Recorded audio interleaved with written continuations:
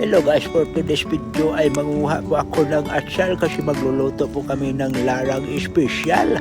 Sabi ng mga angkol at tito ko, ito po ay napakasarap kasi guys hinog sa puno, galing sa puno at napaka-presko guys, galing pa sa aking garden.